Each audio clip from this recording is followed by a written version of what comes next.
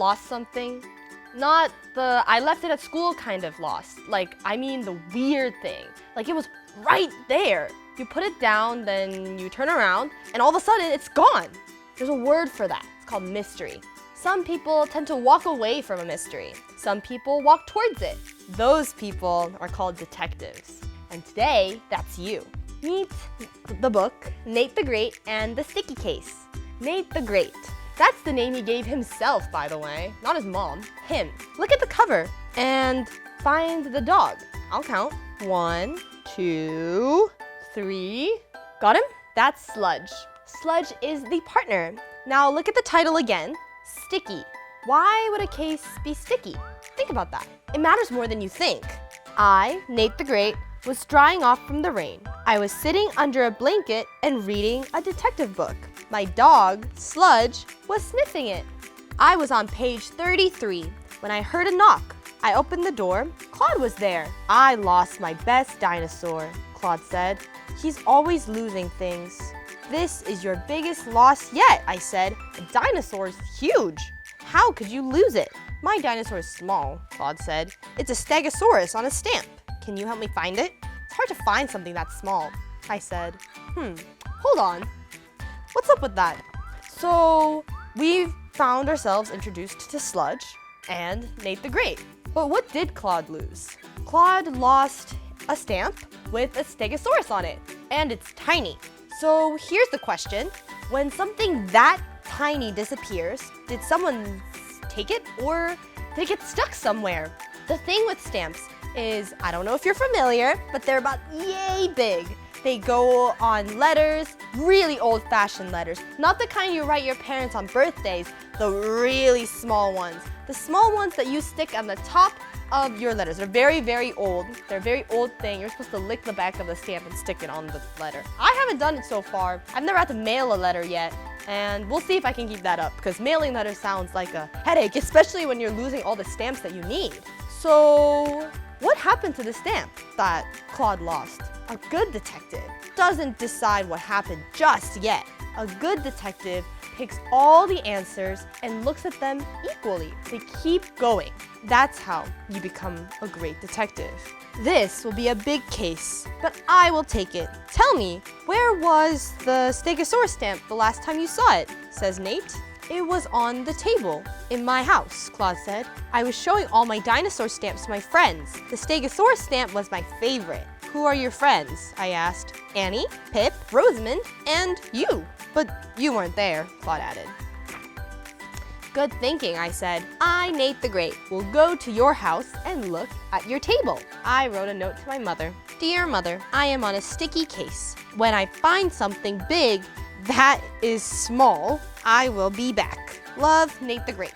Can I ask you guys something? Do you know how to read cursive? Because I don't, so that took me a little bit.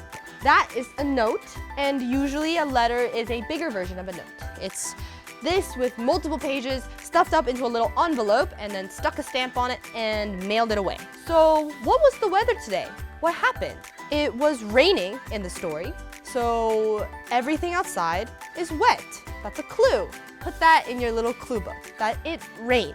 That doesn't sound like a very important detail, right? But good detectives are always writing down the boring stuff. That's basically it. You just read all the tiny things that can lead to a big clue. Claude and I went to his house. He did not lose his way. He showed me to his table. It had stamps all over it. Here are all of my stamps, Claude said, except for the Stegosaurus stamp. I, Nate the Great, saw a Tyrannosaurus stamp. I saw a Bronchosaurus stamp. I saw an Ichthyosaurus stamp. I saw claws and jaws. The stamps were ugly, but that did not matter. I had a case to solve. I had a job to do. Where was the Stegosaurus stamp when it was on the table, I asked. Near the edge, Claude said. It must have fallen off, I said. I looked at the table. I looked at the floor near the table. The Stegosaurus stamp was not there. I picked up a stamp and showed it to Sludge. We must look for a lost stamp, I said. Sometimes Sludge is not a great detective. He tried to lick the sticky side of the stamp. Look, don't lick, I said. Sludge and I looked at, over, under, and around everything in Claude's house.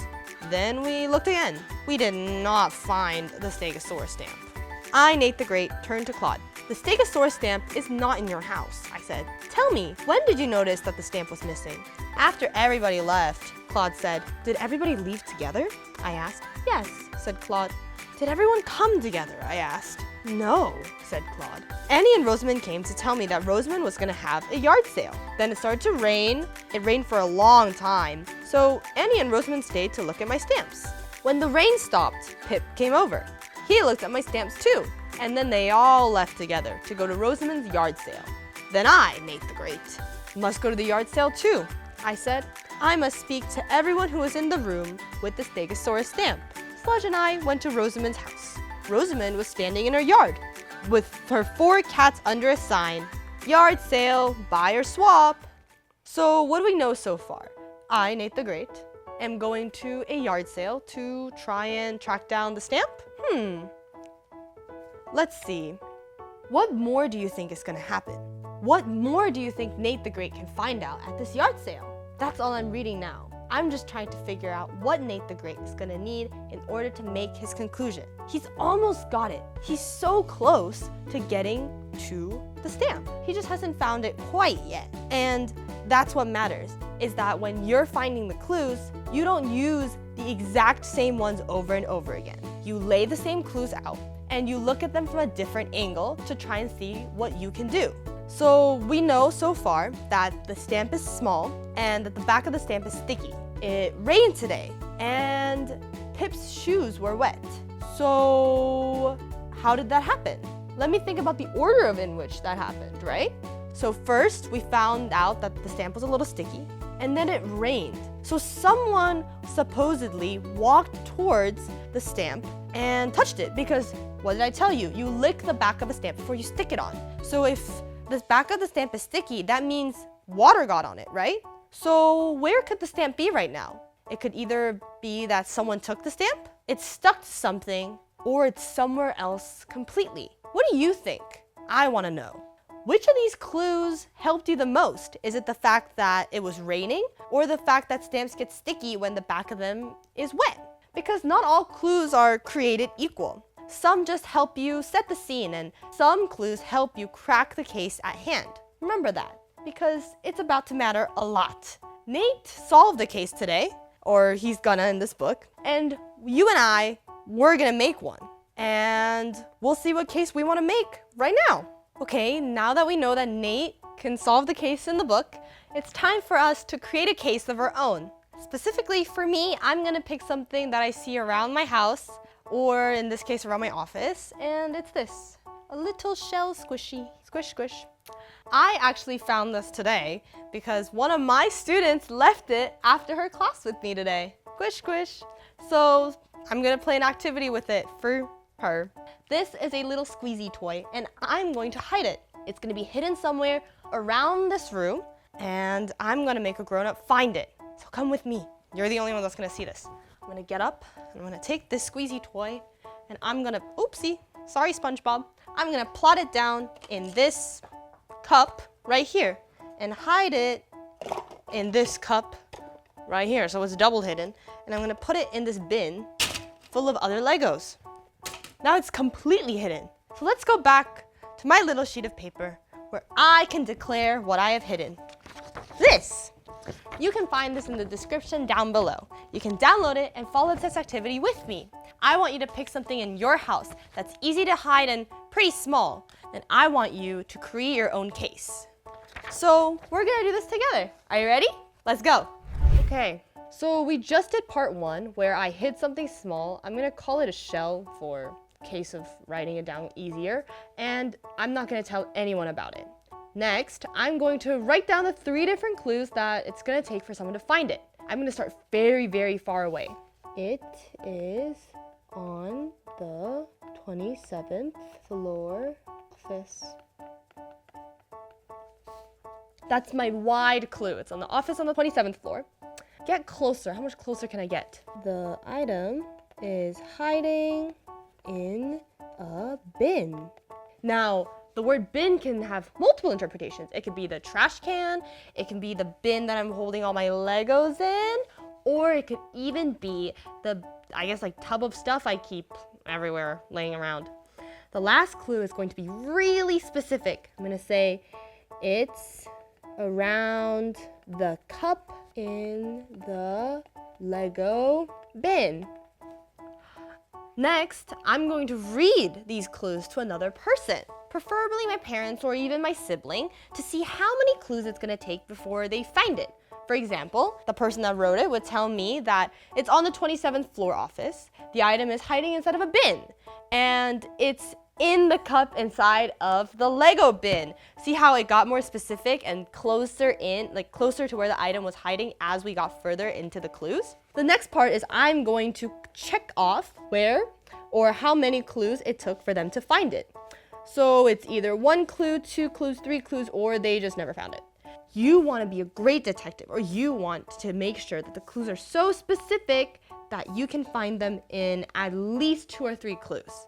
And if your clues were too broad, as in they didn't give a specific location, then you can just circle never found it. And it just tells you that if they used all 3 clues, that was perfect. That's exactly how a good case works. And if they never found it, it was just too hard. So try again with another more specific clue for clue 3. The last part that you're kind of supposed to do after part 2 is I hid my shell toy. It is in the Lego bin inside a cup.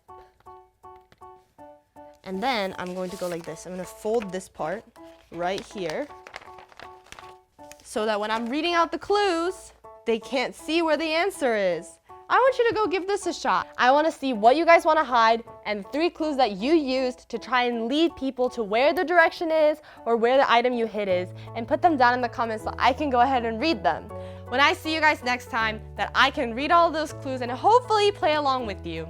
That's it for today, but I hope you guys had fun creating your own clues and finding your own mystery. I hope this is fun wherever you are, and if you want to hide something special, please write them down for me so that I can read all of them.